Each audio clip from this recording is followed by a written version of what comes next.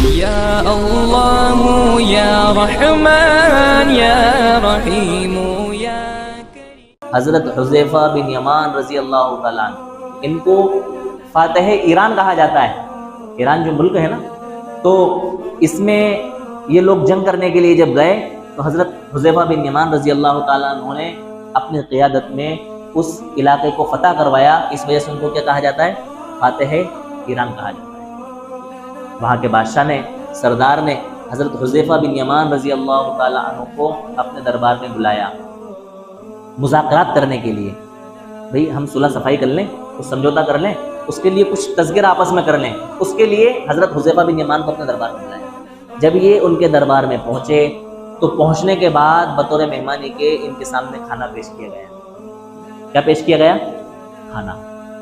جب یہ کھانا کھانے لگے تو اللہ کے رسول صلی اللہ علیہ وسلم کی وہ حدیث آپ کے ذہن میں گونجی کہ بھئی یہ اللہ کا رزق ہے، اس میں بڑی برکتیں ہوتی ہیں، کھانے کے کس ذرے میں برکت چھپی ہوئی ہو پتہ نہیں ہے، اس کو ضائع نہیں کرنا چاہیے، اس کو نقصان، اس کو جو ہے نا یوں ہی نہیں پھینک دینا چاہیے، بلکہ یہ اللہ تعالیٰ کی بڑی نعمت ہے، اس نعمت کا حق ادا کرتے ہوئے استعمال کرنا چاہیے اور اس کو کھانا چاہیے۔ یہ پیغام اللہ کے رسول کا آپ کے ذہن و دماغ کے اندر گھومنے لگا۔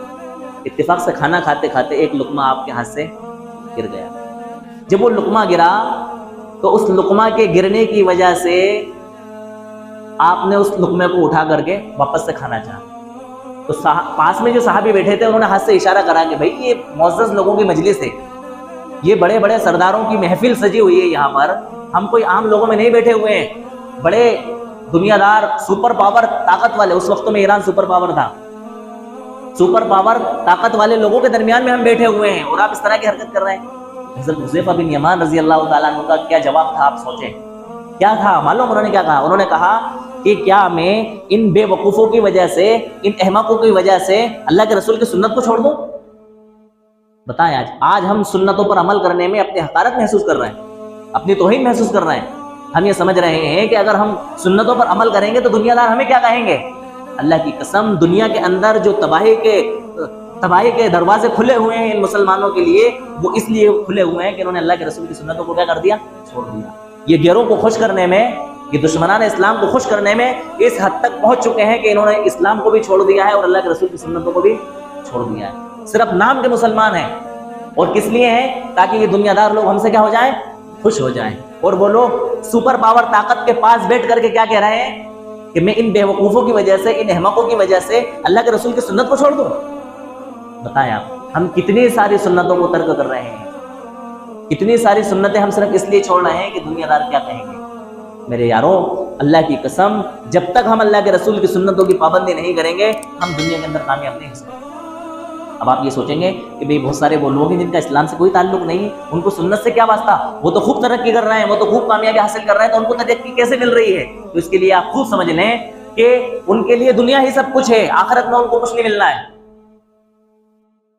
بات سمجھ میں آ رہی؟ اس لیے اللہ تعالیٰ نے ان کے لیے دنیا کی چہل پہل کر دی ہے اور ان کو اس کے لیے آسانیاں فراہم کر دی ہیں، اور ہمارے لیے دنیا جو ہے نا قید خانے کی طرح ہے، ہمیں چند دن یہاں پر رہنا ہے، ہمیشہ نہیں رہنا، ہمارے لیے آخرت ہے۔ اور جس وقت مسلمان پکے سچے مسلمان تھے اور حقیقی معنی میں قرآن اور احادیث کے اوپر عمل کر رہے تھے، اس وقت دیکھیں آپ دنیا کے اندر حکمرانی کی، بڑے بڑے ملکوں کو جو ہے نا نیست و نابود کیا ہے اور ان کا غرور خاک میں ملایا ہے۔ اللہ کے رسول نے فرمایا اذا ہلک کسریٰ بعد ہلک، کہ کسریٰ ایسا ہلاک ہوا ہے، ان صحابہ کرام نے جب وہاں پر اس کو فتح کیا تو ایسا تباہ و برباد ہوا وہ کسریٰ کہ اللہ کے رسول نے فرمایا کہ اس سے پہلے اور اس کے بعد میں کبھی ایسا ہلاک نہیں ہوگا کسریٰ۔ اتنا زبردست طریقے سے شکست دی ان لوگوں نے ان سنتوں پر عمل کرنے کی وجہ سے۔